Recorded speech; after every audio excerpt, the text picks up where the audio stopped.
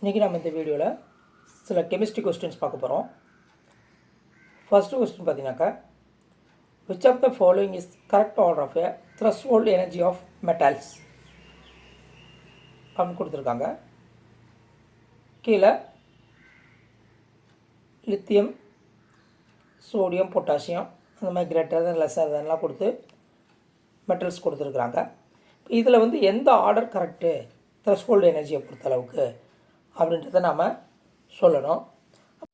இப்போ த்ரெஷ்ஹோல்டு எனர்ஜினா என்ன அப்படின்னு பார்த்தோம்னாக்கா, நமக்கு வந்து minimum amount of energy required to eject an electron from its atom, metal atom is known as threshold energy. அதாவது எலக்ட்ரானை ஜஸ்ட்டு வெளியில் எடுப்பதற்கு, ஃபோட்டோ எலக்ட்ரிக் எஃபெக்ட் மூலமாக ஜஸ்ட்டு வெளியில் எடுப்பதற்கு தேவையான எனர்ஜிக்கு பேர் த்ரெஷ்ஹோல்டு எனர்ஜி. அப்போ அந்த மாதிரி ஜஸ்ட்டு எலக்ட்ரான் வெளியில் வந்துச்சுன்னா அந்த எலக்ட்ரான் மூவ் ஆகணுன்ற அவசியம் கிடையாது. த்ரெஷ்ஹோல்டு எனர்ஜி கொடுத்தா மட்டும்தான் எலக்ட்ரானை நம்ம வெளியில் எடுக்க முடியும். த்ரெஷ்ஹோல்டு எனர்ஜிக்கு கீழே நம்ம எனர்ஜி கொடுத்தோம்னா எலக்ட்ரான் வெளியில் வராது. த்ரெஷ்ஹோல்டு எனர்ஜிக்கு மேலே கொடுத்தோம்னா எலக்ட்ரான் வெளியிலையும் வரும், அதே நேரத்துக்கு அதுக்கு ஒரு கைனட்டிக் எனர்ஜி கிடச்சிருக்கும், அது மூவ் ஆரம்பிக்கும். இவங்க என்ன கேட்டிருக்காங்கன்னா, டிஃப்ரெண்ட் மெட்டல்ஸ் வந்து கொடுத்து ஒரு ஆர்டரில் கொடுத்துட்டு த்ரெஷ்ஹோல்டு எனர்ஜி எப்படி இருக்குன்னு கேட்டிருக்காங்க. அப்போ நமக்கு பார்த்தோம்னாக்கா பீரியாடிக் டேபிளில் குரூப்பில் பார்த்தோம்னு சொன்னாக்கா ஆட்டமோட சைஸ் இன்க்ரீஸ் ஆகிக்கிட்டே போய்கிட்டே இருக்கும். அது நமக்கு நல்லா தெரியும். மேலேருந்து கீழே வர வர வர ஆட்டமோட சைஸு இன்க்ரீஸ் ஆகும் சேம் குரூப்பில். அப்போ த்ரெஷ்ஹோல்டு எனர்ஜி நீங்கள் வந்து சேம் குரூப்பில் பார்த்தீங்கன்னா மேலேருந்து கீழே வர வர வர த்ரெஷ்ஹோல்டு எனர்ஜி குறையும். அதே நேரத்துக்கு பீரியடில் பார்க்குறோன்னு வச்சுக்கோங்க, ஆட்டமோட சைஸ் லெஃப்ட் டு ரைட்டு போகும்போது பார்த்தீங்கன்னாக்கா சைஸ் வந்து உங்களுக்கு பார்த்தீங்கன்னு சொன்னீங்கன்னாக்கா குறைஞ்சிக்கிட்டே வருது. அந்த வகையில் த்ரெஷ்ஹோல்டு எனர்ஜி அதிகமாகுது. அப்போ நமக்கு போக போக த்ரெஷ்ஹோல்டு எனர்ஜி பீரியடில் அதிகமாகும். இப்போ உங்கள் கொடுத்துருக்க ஆர்டரில் பார்த்தீங்கன்னாக்கா ஒன்று வந்து lithium is greater than sodium, sodium is greater than potassium கொடுத்துருக்குறாங்க, அது கரெக்டு. அடுத்தது பார்த்தீங்கன்னாக்கா copper is greater than silver is greater than மெக்னீஷியம்னு கொடுத்துருக்காங்க, அது பார்த்தீங்கன்னாக்கா சேம் பீரியடில் வரக்கூடியது. காப்பர் வந்து இங்கே இருக்குன்னா அதுக்கு அடுத்து இங்கே சில்வர் இருக்குது, இங்கே மெக்னீஷியம் இங்கே இருக்குது, செகண்ட் இதில் இருக்குது. அந்த வகையில் இந்த ஆர்டரும் கரெக்டு. அப்போ லெஃப்ட் டு ரைட்டு போனோம்னாக்கா நமக்கு வந்து த்ரெஷ்ஹோல்டு எனர்ஜி வந்து அதிகமாகுது. அதே நேரத்துக்கு இங்கே டாப்லேருந்து குரூப்பில் வரும்போது டாப்லேருந்து பாட்டத்துக்கு வர்றோம் அப்படின்னு சொன்னாக்கா த்ரெஷ்ஹோல்டு எனர்ஜி வந்து கம்மியாகுது. கேள்வியில் உங்களுக்கு எலக்ட்ரானிக் கான்ஃபிகரேஷன் கொடுத்துருக்காங்க. கிரிப்டானுக்கு அப்புறம் 4d10, 4f14, 5s2, 5p6, 6s2. இது வந்து எந்த பிளாக் எலிமெண்ட் அப்படின்னு கேட்டுக்கிறாங்க. என்ன பிளாக்கு? உங்களுக்கு எஸ் பிளாக் கொடுத்துருக்காங்க, பி பிளாக் கொடுத்துருக்காங்க, டி பிளாக் கொடுத்துருக்காங்க, எஃப் பிளாக் கொடுத்துருக்காங்க. இப்போ நம்ம இந்த இதை நம்பர்லாம் கூட்டுறோன்னு வச்சுக்கோங்க. கிரிப்டானுக்கு 36, 36, 10, 46, இது ஒரு 14, 60, மிச்ச இதெல்லாம் கூட்டணும்னு சொன்னாக்கா இது ஒரு 10, மொத்தம் 70. அப்போ அட்டாமிக் நம்பர் வந்து 70 எந்த பிளாக் எலிமெண்ட்ஸ் அப்படின்னா கேள்வி ஆக்சுவலி. அப்போ நம்ம என்ன செய்யணும் அப்படின்னாக்கா, நமக்கு என்ன ஞாபகம் இருக்கணும் அப்படின்னு பார்த்தீங்கன்னாக்கா, உங்களுக்கு எந்தெந்த எலிமெண்ட்ஸ் எங்கெங்கே ஃபாலோ ஆகுது அப்படின்றது ஒரு ஐடியா இருக்கணும். அப்படி பார்க்கும்போது பார்த்தீங்க அப்படின்னு சொன்னீங்கன்னாக்கா அப் டு 71 வரைக்கும், அப் டு 71 வரைக்கும் பார்த்தீங்கன்னா எஃப் பிளாக் எலிமெண்ட்ஸு 4Fல உங்களுக்கு ஃபாலோ ஆகும். எஃப் பிளாக் எலிமெண்ட்ஸ் இங்கே 14ன்னு சொல்லிட்டாங்க. அப்போ 14 கான்ஃபிகரேஷன் ஃபுல்லாக ஃபில் ஆகிடுச்சு. அப்போ இது வந்து எஃப் பிளாக் எலிமெண்ட்ஸ். இந்த எலக்ட்ரானிக் கான்ஃபிகரேஷன் உள்ள எலிமெண்ட் வந்து எஃப் பிளாக் எலிமெண்ட்ஸ். இந்த கொஸ்டின் பார்த்தீங்கன்னாக்கா, in a photo electric effect experiment when the given metal is exposed to a radiation of 3.2 into 10 to the power 15 Hz, then the kinetic energy of ejected electron is found to be triple the value of kinetic energy of electron emitted when the radiation of 1.2 into 10 to the power 15 Hz is used. Then the threshold frequency of the metal is அப்படின்னு கேட்டிருக்கிறாங்க. அதாவது என்ன சொல்ல வராங்க அப்படின்னு கேட்டிங்கனாக்கா, உங்களுக்கு வந்து ஃப்ரீக்வன்சி வந்து 3.2 into 10 to the power 15 Hz use பண்ணும்போது பார்த்தீங்க அப்படின்னு சொன்னீங்கன்னாக்கா கிடைக்கக்கூடிய கைனட்டிக் எனர்ஜி KE1 அப்படின்னு வச்சுக்கிட்டோம்னு சொன்னாக்க 1.2 into 10 to the power 15 Hz use பண்ணும்போது அந்த இதிலேருந்து ரிஜெக்ட் ஆகக்கூடிய எலக்ட்ரானுடைய கைனட்டிக் எனர்ஜி K2 அப்படின்னு வச்சுக்கிட்டோம்னாக்க இந்த K2வை 3 டைம்ஸ் பெருக்கணும்னா K2வை 3 டைம்ஸுடைய வேல்யூ வந்து கேஇ ஒன்றா இருக்குது, இதுதான் அவங்க கொடுத்துருக்க கண்டிஷன். அப்படின்னாக்க அந்த மெட்டலோட த்ரெஷ்ஹோல்டு ஃப்ரீக்வன்சி எவ்வளவு அப்படின்னு கேட்டிருக்காங்க. இப்போ நம்ம ஏற்கனவே ஃபஸ்ட்டு கொஸ்டினில் பார்த்தோம், what is the threshold energy. அப்போ minimum energy is required to eject an electron from its outermost orbit is known as threshold energy. அந்த த்ரெஷ்ஹோல்டு எனர்ஜியோட ஃப்ரீக்வன்சி எவ்வளோன்னு கேட்டிருக்காங்க. அப்போ எனர்ஜி ஈஸ் ஈக்குவல் டு நமக்கு என்ன தெரியணும் அப்படின்னாக்கா ஹச் இன்ட்டு மியூ அப்படின்னு சொல்லுவாங்க. ஹச்ன்றது பிளாங்க் கான்ஸ்டன்ட்டு, மியூன்றது ஃப்ரீக்வன்சி. ஓகேங்களா? இப்போ இந்த இதை தான் கேட்டிருக்கிறாங்க. எப்போ அந்த மெட்டலுக்கு இந்த கண்டிஷனில் இருந்தால் அந்த மெட்டலுக்கு what is the H mu அப்படின்னு கேட்டிருக்காங்க, அல்லது மியூ மட்டும் கேட்டிருக்கிறாங்க. ஆக்சுவலி அவங்க கேட்டிருக்கிறது வாட் இஸ் மியூன்னு கேட்டிருக்கிறாங்க. அப்போ நமக்கு என்ன தெரியணும் அப்படின்னாக்கா இந்த ஹச் மியூ அப்படின்றது பார்த்தீங்கன்னாக்க உங்களுக்கு ரெண்டு இது இருக்குது. என்னன்னாக்கா ஒன்று கைனட்டிக் எனர்ஜியாக போகும், இன்னொன்று வந்து முதல்ல அந்த எலக்ட்ரானை வெளியில் எடுக்கணும். அந்த வெளியில் எடுக்க பேர் ஒர்க் ஃபங்க்ஷன் அப்படின்னு சொல்லுவாங்க எலக்ட்ரானை. அப்போ எனர்ஜி நாம் இந்த இது காமாரேவாவோ போட்டு காமாரேவா கொடுக்குறோன்னு வச்சாக்க ஒரு மெட்டலுக்கு அது ரெண்டு பார்ட் இருக்குது. ஒன்று வந்து ஃபஸ்ட்டு வந்து அந்த எலக்ட்ரானை வெளியில் எடுக்கணும், அதுக்கு பேர் ஒர்க் ஃபங்க்ஷன். அந்த ஒர்க் ஃபங்க்ஷனுக்கு தேவையான எனர்ஜிக்கு பேர் தான் த்ரெஷ்ஹோல்டு எனர்ஜி. ரெண்டாவது பார்த்திங்கன்னா அப்படி எக்ஸ்ட்ரா எனர்ஜி கொடுத்தோம்னா அது கைனட்டிக் எனர்ஜியாக அந்த எலக்ட்ரானுக்கு போயிருக்கும். இப்போ இந்த இதை வச்சுக்கிட்டு தான் நாம் இந்த கேஸை வந்து சால்வ் பண்ணணும். எப்படின்னு கேட்டிங்கனாக்கா அவங்க என்ன கொடுத்துருக்காங்க, த்ரெஷ்ஹோல்டு எனர்ஜி தான் கேட்டிருக்கிறாங்க. இப்போ எனர்ஜி கொடுத்துருக்குறாங்க, இது கொடுத்துருக்குறாங்க ரெண்டு கேஸுக்கும். இப்போ இதுக்கு வந்து ரிலேஷன் கொடுத்துருக்குறாங்க. அப்போ வந்து what is the work function அல்லது வாட் இஸ் த ஃப்ரீக்வன்சின்னு கேட்டிருக்கிறாங்க, த்ரெஷ்ஹோல்டு ஃப்ரீக்வன்சி கேட்டிருக்காங்க. இப்போ இதை வச்சு நம்ம சால்வ் பண்ணணும். எப்படி சால்வ் பண்ணலான்றத பார்ப்போம். நம்ம என்ன பார்ப்போம், அப்போ 3ke2 அதான் கண்டிஷன் இன்ட்டு ke1 இல்லையா, இதுதான் அவங்க கொடுத்துருக்க கண்டிஷனு.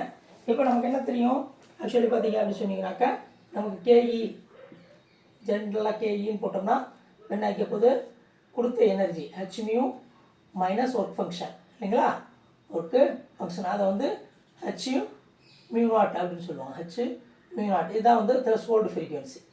ஓகேங்களா, இதை தான் அவங்க கேட்டிருக்கிறாங்க. இப்போ இது கண்டிஷன், இது ஃபார்முலான்றது தெரியும். கீழே இந்த ஃபார்முலாவை நம்ம ரிவர்ஸ் பண்ணி எழுதியிருக்கிறோம். இப்போ இந்த கண்டிஷனை போடுறோம்னு வச்சுக்கோங்க. இப்போ போட்டோம் அப்படின்னு சொன்னாக்க என்ன இருக்க போகுது நமக்கு, இப்போ இது பார்த்தீங்கன்னாக்கா 3 into H mu minus H mu naught equal to இது ஒன்றுன்னு வச்சுக்கிறோம், ரெண்டுன்னு வச்சுருக்கோமா, ரெண்டுன்னு வச்சுக்கிறோம். அதே மாதிரி இங்கே பார்த்தீங்கன்னாக்கா H mu 1 minus H mu not அப்படின்னு இருக்க போது. இப்போ பார்த்தீங்க அப்படி சொன்னாக்கா இந்த ஃப்ரீக்வன்சி எவ்வளவு உங்களுக்கு ஹச்சை வெளியில் எடுக்கிறோன்னு வச்சுக்கோங்க, ஹச் எல்லாமே கேன்சல் ஆகிருக்கும். அப்போ மியூ நாட்டுன்றது எவ்வளவு 3 into 1.2 into 10⁻15 hertz minus 3 mu naught equal to இங்கே பார்த்தீங்கன்னாக்கா 3.2 இன்ட்டு 10⁻15 ஹெர்ட்ஸு மைனஸ் மியூ நாட்டுன்னு இருக்கும். மியூ நாட் எங்கிட்டு கொண்டு வர, ஆமாம் இந்த 3 மியூ நாட் அங்கிட்டு கொண்டு போய்ட்டு இது இங்கிட்டு கொண்டு வரணும்னு வச்சுக்கோங்க. இது பார்த்தீங்கன்னாக்கா 3.6 இன்ட்டு 10⁻15 இருக்கும். இது வந்து 3.2 இன்ட்டு 10⁻15 இருக்கும் equal to 3 mu naught minus mu நாட்டுன்னு இருக்கும். இங்கே 2 மியூ நாட் ஈக்குவல் டு உங்களுக்கு பார்த்தீங்கன்னாக்கா 0.4 இன்ட்டு 10⁻15 இருக்கும். அப்போ 4 இன்ட்டு 10⁻14 எழுதிக்கலாம் இல்லைங்களா, ஈக்குவல் டு 2 மியூ நாட்டுன்னு இருக்கும். அப்போ mu naught equal to 2 into 10⁻14 hertz. This is the உங்களுக்கு threshold frequency. Threshold frequency equal to 2 into 10⁻14 hertz. Next question பார்த்தீங்கன்னு சொன்னீங்கன்னாக்கா பீரியாடிக் டேபிளில் உள்ளடக்கிற question. The period number and group number of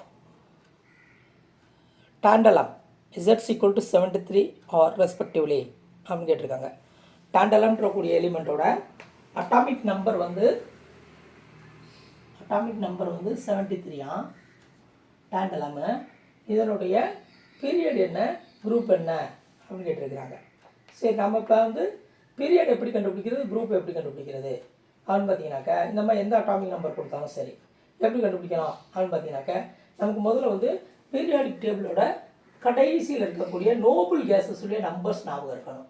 அது எப்படி இருக்கும், 2, அதோட ஒரு 8 கூட்டியிருப்பாங்க, 10 வந்திருக்கும். இதோட ஒரு 8 கூட்டினா 18 வந்திருக்கும். இதோட பார்த்தீங்க அப்படின்னு சொன்னீங்கன்னாக்கா 18 கூட்டணும்னு சொன்னாக்கா 36 வந்திருக்கும். இதோட ஒரு இங்கே வந்து 18 கூட்டணும். ஓகேங்களா, திருப்பி ஒரு 18 கூட்டுறோம்னு வச்சுக்கோங்க, 54 வந்திருக்கும். ஓகேங்களா, இதோட பார்த்தீங்க ஒரு 32 கூட்டணும். 32 கூட்டணும்னு சொன்னாக்க 86 நெக்ஸ்ட் எலிமெண்ட் இருக்கும். ஓகேங்களா, ரைட். இது எப்படி வருதுன்னு உங்களுக்கு தெரியும். இந்த 8 எப்படி வந்துச்சு அப்படின்னாக்கா, உங்களுக்கு வந்து 2s2க்கும் 2p6ஐயும் சேர்த்து ஆட் பண்ணும்போது உங்களுக்கு 8 வரும். அதே மாதிரி அடுத்ததுக்கு 8 வரும். இங்கே வந்து ஒரு 3D10 சொல்லும்போது 8 + 10 வந்து 18 ஆயிரும். இங்கேயே அதனால் 18 ஆகுது. இங்கே இந்த 18ஓட ஒரு 14 கூட்டுறோம். எப்ளாக் எலிமெண்ட்ஸ் வரும்போது ஒரு 14 கூட்டும்போது 32 ஆகுது. நமக்கு ஒரு 32 வரும். ஓகேங்களா, இந்த மாதிரி தான் உங்களுக்கு எலிமெண்ட்ஸ் கூட்டிக்கிட்டே போகுது. இப்போ இதை வச்சு தான் நம்ம இந்த கணக்கை சால்வ் பண்ணணும். ஓகேங்களா, இப்போ பார்த்தீங்கன்னு சொன்னீங்கன்னாக்கா 73 வந்து 86க்கு கீழே இருக்குது, ஆனால் 54ஓட மேலே இருக்குது. அப்போ இது ரெண்டுக்கு இடையில இங்கே வரணும், கேட்டுதானா? அதாவது இந்த லைனில் வரணும் இல்லைங்களா, இதை விட ஜாஸ்தியாக இருக்கிறதுனால இந்த லைனில் தான் வர முடியும். ஓகேங்களா, அப்போ இந்த லைனில் வருதுன்னா இந்த பீரியடில் இருக்க போகுது. அப்போ first period, second period, third period, fourth period, fifth period. அப்போ given element is 6th period. First அதை நாம் கண்டுபிடிச்சாச்சு. கிவன் எலிமெண்ட் வந்து பீரியட் வந்து 6. ஓகேங்களா, 6th பீரியடில் இருக்குது. பீரியட் வந்து 6. இப்போ வந்து எந்த குரூப்பில் ஃபால் ஆகுது அப்படின்றதுக்கு நாம் என்ன செய்யணும் அப்படின்னு கேட்டிங்கனாக்கா, இப்போ அவங்க கொடுத்துருக்கிறது வந்து அட்டாமிக் நம்பர் 73, 55 வந்து இதுக்கு அடுத்தது வந்து 1s எலிமெண்ட்டு, 56 வந்து உங்களுக்கு 2s எலிமெண்ட்டு, 57லேருந்து பார்த்தீங்க அப்படின்னு சொன்னீங்கன்னாக்கா நமக்கு லாந்தனைட் சீரியஸ் ஆரம்பிச்சிடும். இது ஃபுல்லும் பார்த்தீங்கன்னா இப்படி கீழே இருக்கும். ஆக்சுவலி இப்படி எழுதணும், அவங்க இப்படி எழுதுனா பெருசாகிடுன்றக்காக தான் இப்படி கீழே 2 கோடாக எழுதியிருப்பாங்க இல்லைங்களா. அப்போ இது வந்து தேர்டு பீரியடு, இது தேர்டு குரூப்பு. இதில் வர்றது எல்லாமே தேர்டு குரூப்பாக வரும். இதில் பார்த்தீங்க அப்படின்னு சொன்னீங்கன்னா தேர்டு குரூப்பில் நமக்கு வந்து 71ஓட முடியும். ஓகேங்களா, அப்போ 72 வந்து 4th குரூப்பு, 73 வந்து 5th குரூப்பு. அப்போ இது வந்து 5th குரூப் எலிமெண்ட்டு அப்படின்ற முடிவுக்கு நாம் வந்துடலாம். நெக்ஸ்ட் கொஸ்டின் பார்த்தீங்கன்னாக்கா, the angular momentum of electron revolving in N shell is அப்படின்னு கேட்டிருக்காங்க. அதாவது நமக்கு என்ன தெரியுதுன்னா, உங்களுக்கு இப்போ இதான் நியூக்ளியஸ் அப்படின்னு நாங்கள் வச்சுக்கிட்டோம்னு சொன்னாக்கா, ஃபஸ்ட்டு நீல்ஸ் போருடைய இதில் பார்த்தீங்கன்னாக்கா இந்த மாதிரி வட்டப்பாதைகளில் எலக்ட்ரான்ஸ் ரிவால்வ் ஆகுது அப்படின்னு சொல்லியிருக்காரு இல்லைங்களா. இப்போ இது வந்துன்னா கே ஷெல்லு, இது எல்லு, இது எம்மு, இது கடைசியாக ஃபோர்த்தாக இருக்கிறது என் செல் அப்படின்னு சொல்லுவாங்க.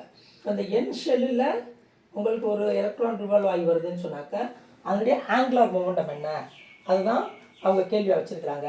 அப்போ ஃபஸ்ட்டு செல்லுக்கு நம்பர் 1, இது 2, இது 3, இது 4. அப்போ என் ஷெல்லோட என் ஸ்மால் என் ஈக்குவல் டு 4.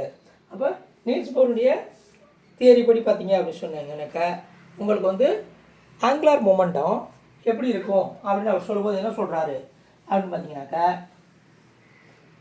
எம்விஆர்னு சொல்லுவாங்க. ஆங்குலர் மொமெண்டத்தை எம்விஆர் அப்படின்னு சொல்லுவாங்க. அந்த எம்விஆர் ஆங்குலர் மொமெண்டம் மாசு வெலாசிட்டி இன்ட்டு ரேடியஸ் தான் ஆங்குலர் மொமெண்டம் இல்லைங்களா ஃபிசிக்ஸில்.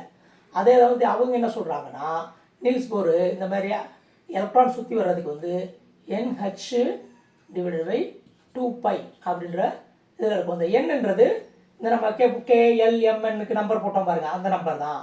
இப்போ அவங்க கேபிட்டல் என் ஷெல்னு கொடுத்துருக்காங்க. என்னு வந்து N equal to for N shell வந்து எவ்வளவு உங்களுக்கு 4. அப்போ அப்படி போடும்போது அப்போ எம்பிஆர் ஆங்குலர் மொமெண்டம் வந்து ஆங்குலர் மொமெண்டம் ஓகேங்களா 4 × H/2π கேன்சல் பண்ணோம்னு சொன்னாங்க. அப்போ 2H/πன்றதான் இந்த எதுக்கு ஆங்குலர் மொமெண்டம் ஆஃப் என் ஷெல்லுக்கு, கேபிட்டல் என் ஷெல்லுக்கு ஆங்குலர் மொமெண்டம் எவ்வளவு 2h/π. இந்த கொஸ்டினும் பார்த்தீங்கன்னாக்கா பீரியாடிக் டேபிள் பற்றிய question. Choose the correct statement regarding the transition elements. இப்போ முதல்ல நமக்கு வந்து டிரான்சிஷன் எலிமெண்ட்ஸ்னால் என்னென்னு தெரியணும்.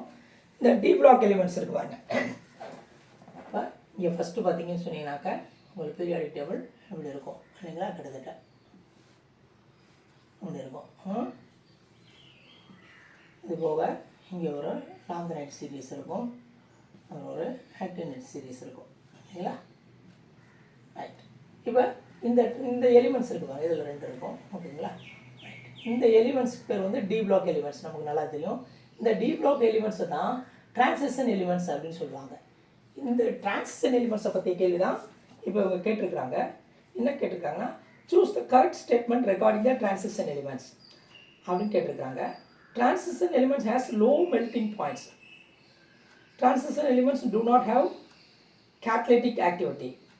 Transition element exhibit variable oxidation status. Transition element exhibit inert pair effect அப்படின்னு கொடுத்துருக்குறாங்க. இதில் பார்த்தீங்கன்னாக்கா இந்த டிரான்சிஷன் எலிமெண்ட்ஸில் வந்து நிறைய மெட்டல்ஸ் இருக்குது. இந்த மெட்டல்ஸ்லாம் பார்த்தீங்க அப்படின்னாக்கா வேரியபிள் ஆக்சிடேஷன் ஸ்டேட்டில் இருக்கும். அப்போ பார்த்தீங்கன்னாக்கா இப்போ நமக்கு நல்லா ஃபெமிலியராக தெரிஞ்சக்கூடிய இது ஃபெரஸ் எடுத்துக்கிறோம் ஓகேங்களா, இரும்பு அயன் இல்லையா, எஃப்இ அப்படின்னு சொல்லுவாங்க. இந்த ஃபெரஸுக்கு பார்த்தீங்க அப்படின்னாக்க ஃபெரஸாக இருக்கும்போது நமக்கு +2 இருக்கும். ஃபெரிக் அப்படின்னு சொல்லுவாங்க, இதே இதை +3 இருக்கும். இப்போ வேரியபிள் ஆக்சிஜன் ஸ்டேட்டு ஒரே எலிமெண்ட்டுக்கு வந்து இந்த டிரான்சிஷன் எலிமெண்ட்ஸ்க்கு இருக்குது. இதுதான் அதுக்கான சரியான ஆன்சர். நெக்ஸ்ட் கொஸ்டின் பார்த்தீங்கன்னாக்கா நீல்ஸ் போருடைய அட்டாமிக் மாடல் பற்றி ஒரு கொஸ்டின்.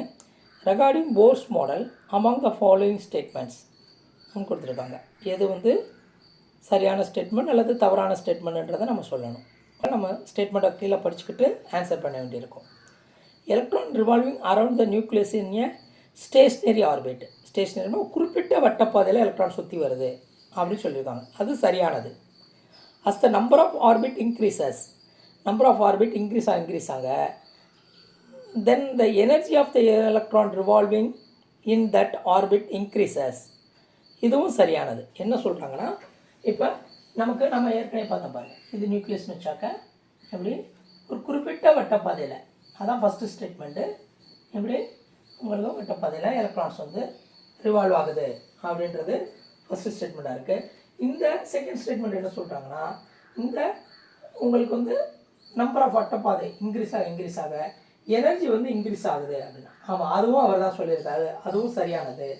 தேர்ட் ஒன்று பார்த்தீங்கன்னாக்க when the electron jump from a lower orbit to higher orbit then the energy is emitted கொடுத்துருக்குறாங்க. அதாவது லோயர் ஆர்பிட்டில் இருந்து ஹையர் ஆர்பிட்டுக்கு எலக்ட்ரான் இப்படி ஜம்ப் ஆகும்போது எனர்ஜி இன்க்ரீஸ் ஆகுதுன்னு அவங்க கொடுத்துருக்குறாங்க. ஆனால் அது தப்பானது. அதுக்கு பதிலாக ஹையர் ஆர்பிட்டில் இருந்து லோயர் ஆர்பிட்டுக்கு எலக்ட்ரான் ஜம்ப் ஆகும்போது மட்டும்தான் எனர்ஜி என்ன ஆகுது, ரிலீஸ் ஆகும் அப்படின்றதான் போர் சொல்லியிருக்காரு. இவங்க தப்பான ஸ்டேட்மெண்ட்டை கொடுத்து வச்சுருக்குறாங்க. ஃபோர்த் ஒன்று பார்த்தீங்க அப்படின்னு சொன்னாங்க both angular momentum and energy of the electron between the orbits are quantised அப்படின்னு சொல்லியிருக்காங்க. அதாவது ஒரு வட்டப்பாதையில் இருக்கக்கூடிய எனர்ஜியோட அளவும் ஆங்குலார் மொமெண்டம் வந்து ஒரு குறிப்பிட்ட அளவில் தான் இருக்கும், அதை நாம் குவான்டைஸ் பண்ணிடலாம் அப்படின்னு சொல்லியிருக்காங்க. இதுவும் நீ சொல்லியிருக்காரு. அப்போ ஸ்டேட்மெண்ட் 1, ஸ்டேட்மெண்ட் 2, ஸ்டேட்மெண்ட் 4 இந்த 3 மட்டும்தான் சரியானது. 3வது ஸ்டேட்மெண்ட் வந்து தவறானது. 3வது statement when the electron jump from lower orbit to higher orbit then energy is emitted அவங்க கொடுத்துருக்குறாங்க, அது தவறானது. ஆக்சுவலி ஹையர் ஆர்பிட்லேருந்து லோயர் ஆர்பிட்டுக்கு வரும்போது ஜம்ப் ஆகும்போது தான் இந்த எக்ஸஸ் எனர்ஜி என்னவாகும், உங்களுக்கு வெளியில் வந்து எனர்ஜியாக எமிட் ஆகும்.